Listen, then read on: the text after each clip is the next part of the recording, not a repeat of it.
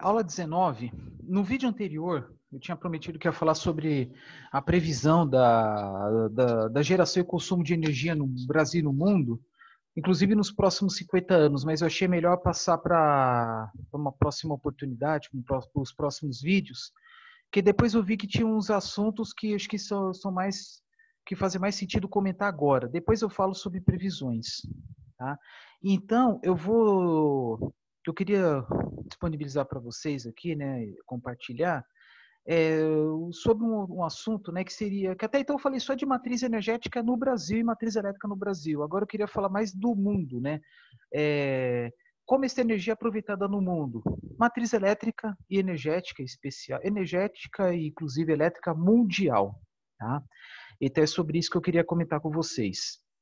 É, Sobre a matriz energética, no Brasil, não é assim, tem um pouco de diferença em relação ao resto do mundo, o que muda consideravelmente a elétrica.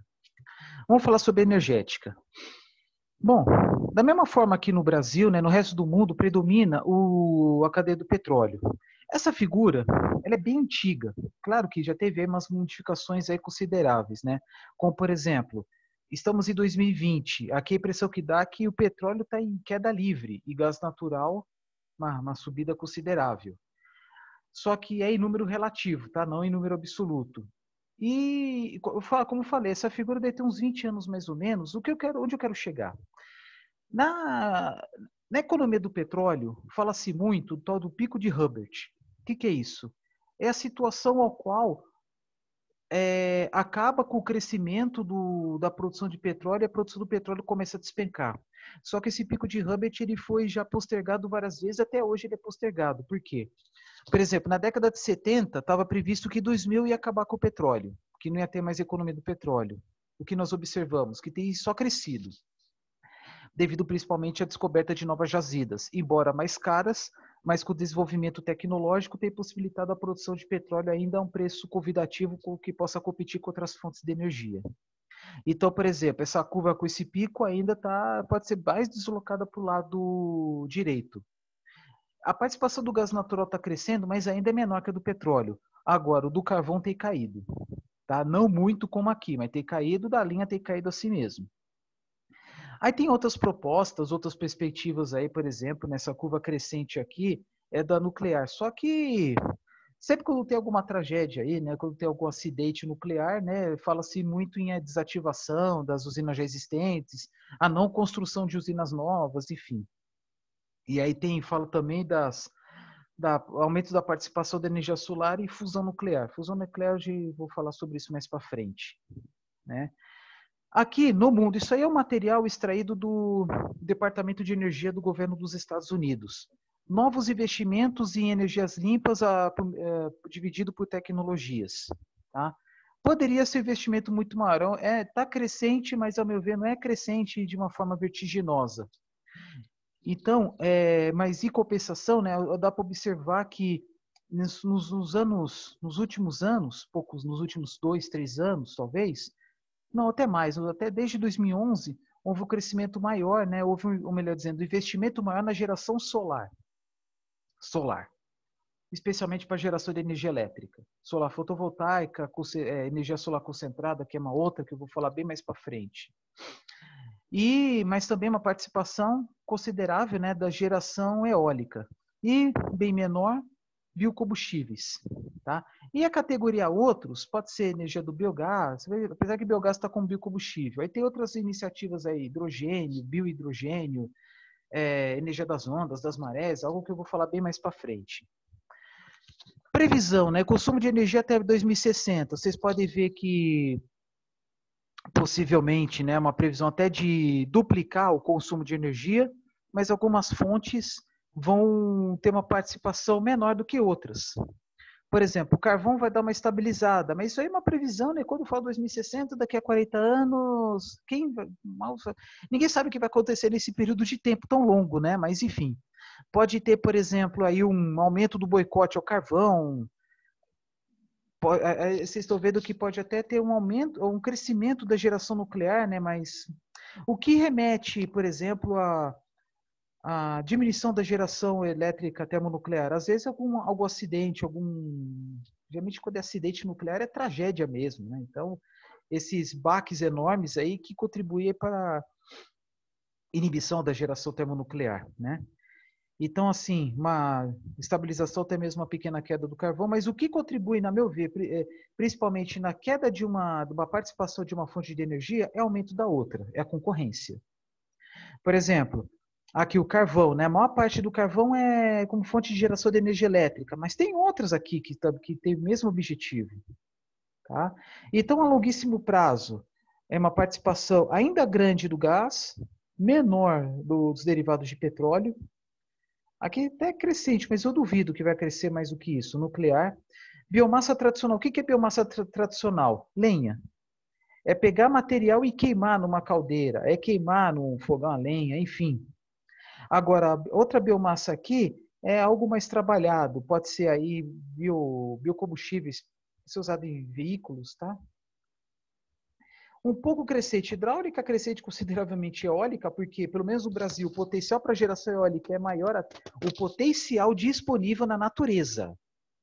Na eólica, até maior que hidráulica, que até uns vídeos anteriores eu falei. Hidráulica, usando as tecnologias existentes atualmente, um potencial em torno de 250 gigawatts. Eólica, 300 no mínimo, apenas se instalados no continente. Né? Até esqueci de falar, né? Em vídeos anteriores. Quais são os principais estados produtores? Né? É mais Ceará, Rio Grande do Norte. Um pouco no Rio Grande do Sul, um pouco na Bahia, enfim, entre outros estados. Alguma coisa no Paraná também.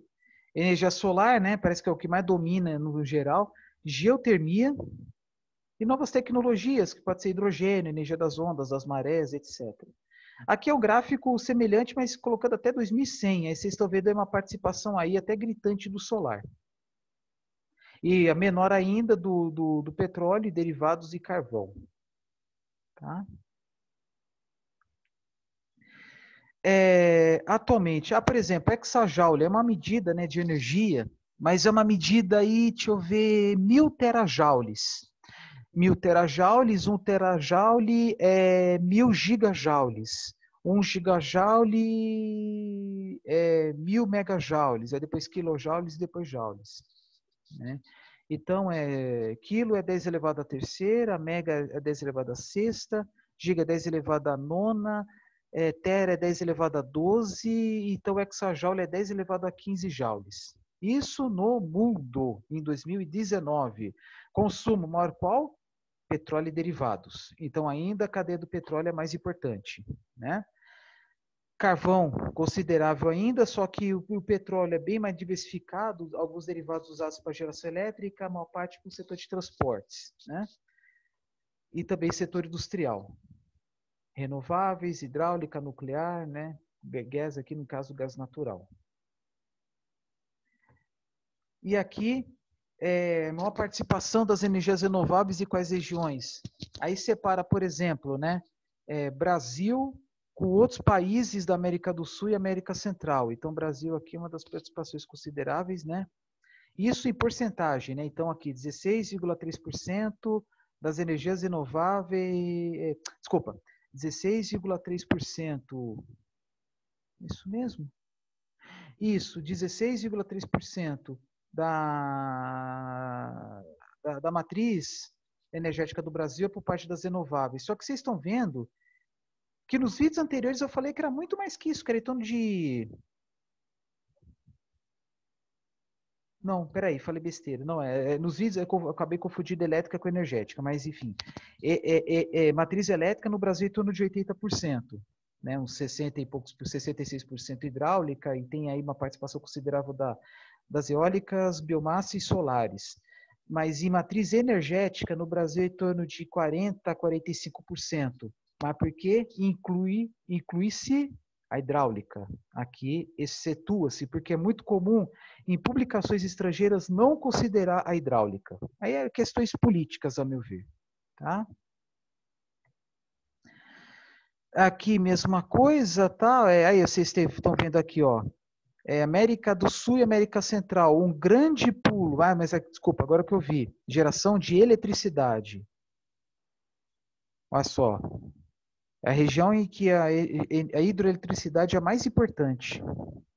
O gás natural ele é bem relevante em várias regiões aqui, América do Norte, América Central e do Sul, Europa. A CIS é a antiga Comunidade dos Estados Independentes, que era União Soviética menos Estônia, Letônia e Lituânia. Mas nem se usa mais esse termo, tá? É mais para fins estatísticos. Oriente Médio, por motivos óbvios, né? Participação muito grande do gás natural, vermelho, e petróleo e derivados em verde. A África, Ásia e Pacífico é mais do carvão, né? Porque tem muito carvão na China. Tá? Enfim, vamos lá, porque temos aqui que é mais curiosidade, tá?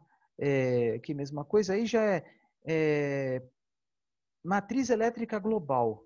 Ainda, né, o grande campeão, ainda com 40% mais ou menos. Aqui são os anos, tá? 87, no 1987, 1991 até 2019. Houve uma pequena queda do carvão. E um pequeno crescimento do gás natural, e aí um crescimento mais rápido dos renováveis, especialmente eólica e solar. Tá? E aqui, assim, como é que eu vou explicar? Entre a soma de todas as fontes renováveis no mundo, a maior participação tem sido da Europa, e depois América do Sul e Central. Tá? Mas aí é geração, agora que eu vi, geração de potência elétrica. E aí, por causa, a participação da Europa é grande graças à eólica e à energia solar fotovoltaica. Tá? Então, de novo, aqui, matriz elétrica global, participação ainda maior, muito maior do carvão, um pequeno crescimento do gás, um crescimento rápido das renováveis. E vocês estão vendo aqui uma queda bruta, bem rápida do petróleo e derivados, e até mesmo da geração nuclear, que aos poucos as já existentes estão sendo extintas e há uma campanha até de boicote contra a construção de novas. E a Europa é o líder mundial na geração elétrica por meio de fontes renováveis. Tá? Aqui é uma tabela, tá? Não vou ficar entrando em detalhes aqui, né? Sobre, digamos aí, a participação, né, das matrizes, deixa eu ver, das matrizes energéticas no mundo, né? Então, eu falo assim porque existe uma publicação chamada, que é uma publicação, Energy Statistical Review, Global Statistical Review, que é da BP, que é uma empresa inglesa, tá? Que é uma empresa de energia inglesa, que eles publicam todo ano o balanço energético mundial. Tá? E aí, por exemplo, vamos colocar aqui Brasil, tá? É uma das maiores participações do mundo. Parece que o campeão mundial é a China. Deixa eu ver aqui, só para bater o olho aqui. 389 aqui no Brasil, a China aqui, ó, 1199. O Canadá um pouquinho atrás do Brasil, mas pouca coisa, 386. Tá? Aí seguidos aí pelos Estados Unidos. Agora o carvão é disparado da China. Aqui, ó, 4.765. O Brasil é muito pouco, tá? São poucas usinas. Gás natural, né? É uma grande participação dos Estados Unidos. Cadê aqui Estados Unidos? Mas imagino, campeão mundial Estados Unidos, ok, até disparado. Óleo, petróleo e derivados, é uma participação bem grande da Arábia Saudita, acho que é campeão mundial pelo jeito, que aqui, geração de eletricidade. Renováveis, grande dos Estados Unidos, grande da Alemanha, tá? Que mais? Maior da China, primeiro China, seguida pelos Estados Unidos, porque aqui as renováveis está excetuando, está excluindo a hidroeletricidade, tá? E aqui 2018, primeira parte, 2019. Aí dá para ver também comparações, por exemplo, entre as renováveis tem um crescimento, enfim. É mais curiosidade, tá? Aqui acho que é até mais didático.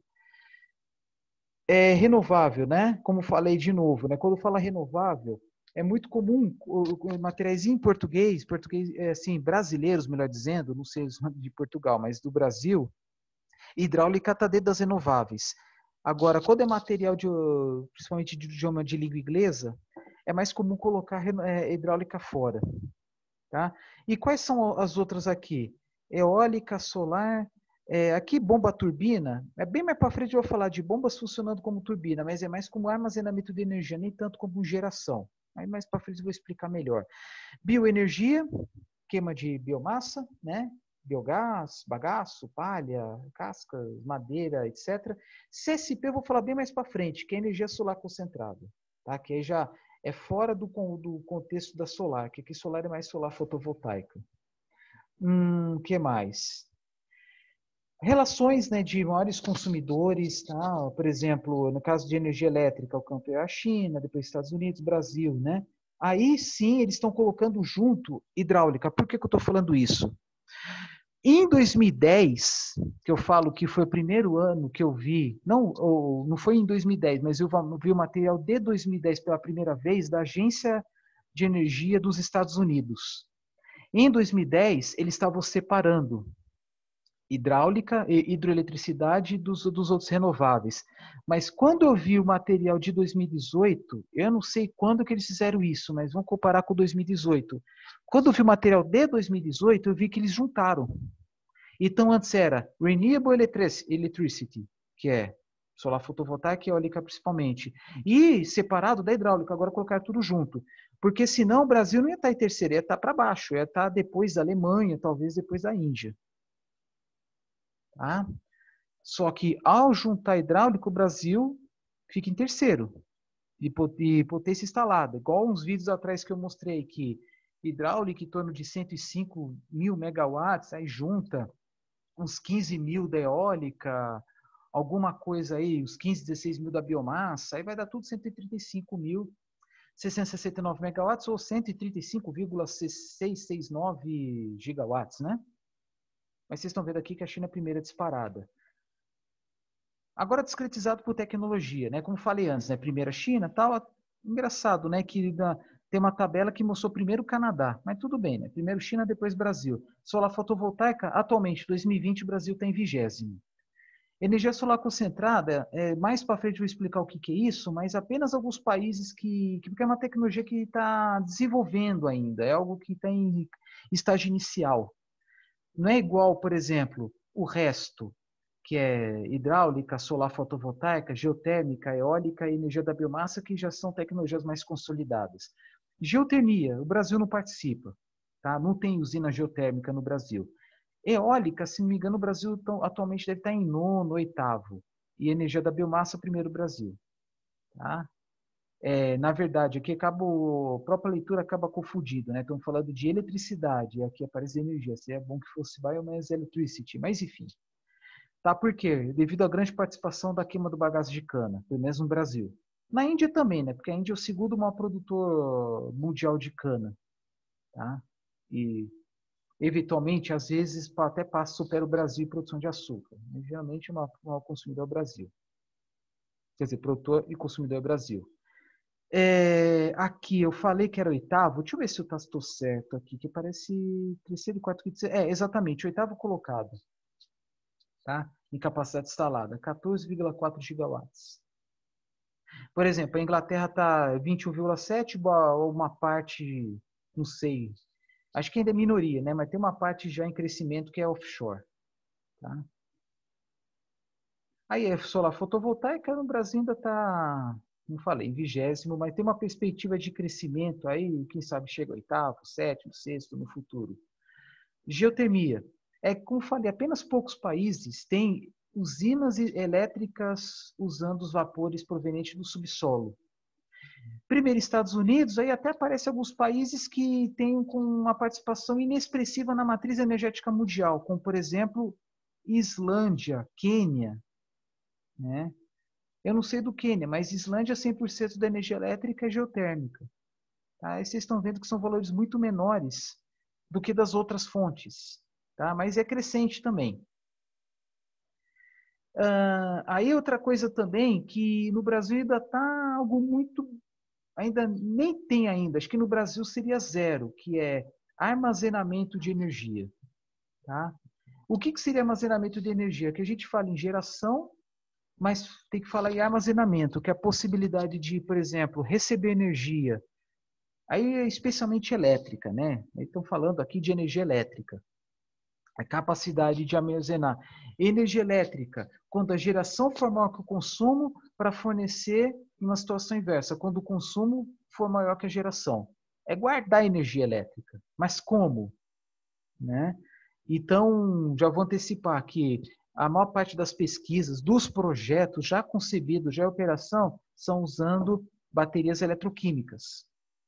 bateria, como comumente a gente chama, bateria, pilha, só que grandes, né, de grande porte, conectadas às linhas de transmissão, que é algo assim, digamos, novidade no mundo e no Brasil ainda não tem, mas já tem alguns países aqui. Então, a grande vantagem de investir em armazenamento é fornecer, receber energia elétrica quando está sobrando e fornecer quando está faltando, possibilitando o maior investimento em cima de fontes de energia mais baratas e minimizar a geração por parte de energias mais caras. Então, se aumentar a capacidade produtiva de fontes mais baratas, e mesmo que sobrando, ao sobrar você pode guardar. É igual, por exemplo, vamos supor que você vê no supermercado uma mega promoção de um produto perecível. Vamos supor, frutas. Mas aí a pessoa mora sozinha, né? Não quer comprar quilos e quilos de frutas, quilos e quilos de tomate. Então, o que você pode fazer? Guardar na geladeira, guardar no congelador, para usar aos poucos. É algo similar a isso. Tá? Aqui, de novo, isso aqui não é que eu quero mostrar para vocês o que acontece nos Estados Unidos. Aqui é produção e consumo de energia nos Estados Unidos. Mas a questão não é essa. A questão é mostrar mais a mudança de paradigmas, né? A mudança de ideia, de conceito. O que é energia renovável? Tá? Aqui, ó, vocês estão vendo, em 2010, eles colocavam hidroelétrica fora do contexto das não renováveis. Por que isso? Porque até hoje tem essa ideia, né, de que hidrelétrica não é renovável porque causa muitos impactos ao meio ambiente, que mais para frente eu vou falar quais são eles, mas muitos já sabem. Agora, 2018, juntou aqui, ó, renováveis, hidrelétrica, ao contrário de 2010, que estava aqui, ó, não hydro renewables. É mais isso que eu queria mostrar, tá? Mais a diferenciação aí de mentalidade, tá? Hidrelétrica renovável não é renovável, tá? Que mais? Esse aqui eu nem vou fazer um vídeo novo. Eu vou falar, mas é um assunto que eu já até tinha começado a falar, né? Mas convém reforçar, né? Falei de potencial hidráulico, que é o quê? É o potencial que a natureza proporciona, tal que é possível converter em energia elétrica. Só que tem lugares com potencial hidráulico que não tem previsão de geração elétrica, de instalação, por quê? Às vezes é por questão de custo, alto custo de instalação, alto custo principalmente de transmissão, aí tem a questão de áreas que são reservas protegidas, até possibilidade, até o risco, né, por exemplo, de não poder aproveitar o potencial hidráulico que está perto de cidades, imagina, alagar bairros. Já teve projeto no passado de construir usina no Rio Amazonas, e que havia até previsão de alagar uma parte da cidade de Manaus. Isso na década de 60, mas claro que não vingou, né? Porque o custo ambiental e econômico seria altíssimo. E tal, tá. O que eu falei antes, né? O estado do Pará é o que tem maior potencial aproveitado, instalado. Só que aí tem a questão do potencial que a natureza proporciona, né? Aqui, por exemplo, o mesmo estado do Pará, Minas Gerais menos, né? Mas com certeza no Pará não vai aproveitar tudo isso, tá? Que mais? No Amazonas, 20 gigawatts, né? Não vai aproveitar tudo isso. Lá só tem uma usina. Tá? Por exemplo, Roraima não tem nenhuma. Eu confesso que era uma dúvida minha, né? Não tinha certeza se todos os estados tinham usina. Agora eu vi, Roraima não tem. Tá? Então, potencial hidráulico é isso, ó. Potencial, assim, operação. Vamos dar, geralmente, né? Estados que mais consomem e tal, salvo raras exceções, é o que tem maior porcentagem em operação. Por exemplo, aqui o Pará, né, não consome tanto, mas fornece muita energia para o Nordeste, por exemplo, 42%. Deixa eu ver o estado de São Paulo, 73%. Aí tem Minas, 53%. Alagoas, Sergipe, 57%, 58%. Bahia, 56%, enfim, né? Então, o que acontece? Aí, Distrito Federal, 100% do potencial aproveitado. Se não me engano, é apenas uma usina, que é chamada Paranoá. Bom, já comentei, não vou entrar em detalhes aqui. E aí tem até os conceitos lá, usinas inventariadas, né, por meio de inventário, é que tem potencial, né, mas aquilo que eu falei, né, será que é garantido? Por exemplo, aqui, operação e construção, 102 gigawatts, faltou, eu pequei aqui, podia ter colocado o ano, deve ser, sei lá, 2018. porque 2019 já é em torno de 106, por aí. Potencial inventariado, o que acontece? É algo assim que tem potencial já estabelecido que há uma possibilidade de construir, porque aí tem um certo potencial econômico. Porque, por exemplo, tem potencial aqui no interiorzão do Amazonas hidráulico, tem potencial hidráulico, mas é econômico? Não. Tem até potencial para instalar usina no Rio Amazonas, mas é econômico? Não. Tá? Então, aqui é mais principalmente regiões onde há mais quedas d'água e uma menor área. Só que, a meu ver, eu acho que muitas delas não vão ser construídas, principalmente por devido a implicações ambientais. Tá? A não ser, por exemplo, tem muito aqui, ó, você está vendo que tem algumas aqui que são linhas de sequência. Por quê? Porque há estudos de construção de várias usinas no mesmo rio. Mais para frente eu vou falar, né, sobre a vantagem disso aí. A vantagem de uma melhor gestão das águas. Aqui vocês estão vendo, ó, um monte de triângulos vermelhos, né, inventariados, né, que não estão construídas, mas há uma perspectiva, até uma viabilidade econômica de construir. Mas bastante aqui no Rio, não sei se é Rio Tibagi, aqui no Rio Paraná. Aí tem outros aqui, acho que é Rio Ivaí, não tenho certeza. Aqui, né, vários ilhinha. Aqui acho que é Jacuí, no Rio Grande do Sul. Várias ilhinhas aqui. O que mais? Essa aqui, acho que é, não sei se é Vaza Barris, ou Jequiti, não. Ou é Mucuri, não lembro. Acho que é Vaza Barris, não tenho certeza. Mas, ó, várias usinas hidrelétricas, 2 já em operação ou construção e várias inventariadas. Tá? Várias aqui é Rio Parnaíba, algumas aqui é Rio Tocantins, tá? Aqui seria o Rio Tapajós, Tapajós, Jari e assim por diante, tá? Então, assim, várias inventariadas, inclusive várias do mesmo rio. Depois falo para vocês por qual é a grande vantagem disso, tá? Potencial hidrelétrico inventariado, interferências aéreas protegidas, tal. E aqui fala, mesmo que inventariado, muitas delas podem interferir em unidades de conservação, que é o CTI, que é terras indígenas ou terras quilombolas. Aí há uma discussão acerca, né, se constrói ou não constrói. Né? Não vou entrar em detalhes aqui. Terminando a parte das hidrelétricas, falar das solares. Estão vendo aqui que é um potencial enorme de instalação de energia solar fotovoltaica em várias regiões do Brasil, especialmente onde está em vermelho, que é onde há maior energia incidente. Tá? Por exemplo, aqui no interior da Bahia, que é um lugar bem com baixa densidade demográfica, custo da terra barata, enfim. Interior do Piauí, já tem usina no interior do sul do Piauí. Cadê? Aqui.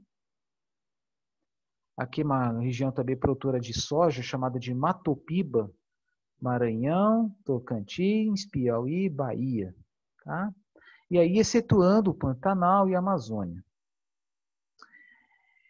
Distribuição das termoelétricas a biomassa. A maior delas está no estado de São Paulo, porque uma parte é queimando bagaço de cana, né? E aí tem outras iniciativas aí, né? Termoelétricas planejadas, tá para queimar resíduos de madeira, também bagaço de cana também. E aqui estão distribuídos os sistemas isolados de energia.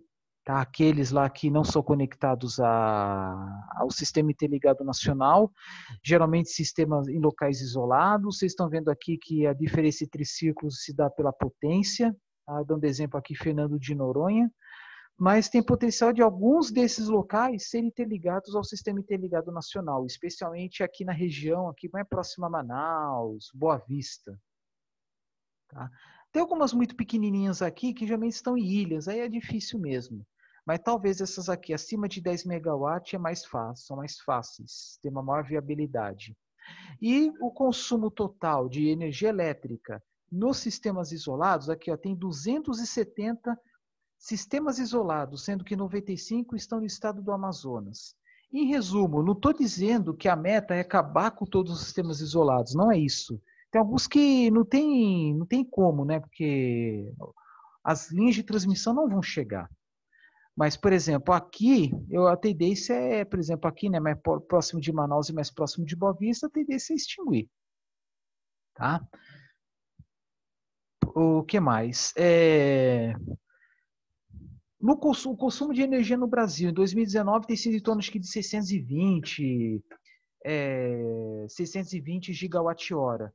Aqui, os sistemas isolados, né, 2.919.677 megawatt-hora é algo em torno de 2,9 terawatt-hora.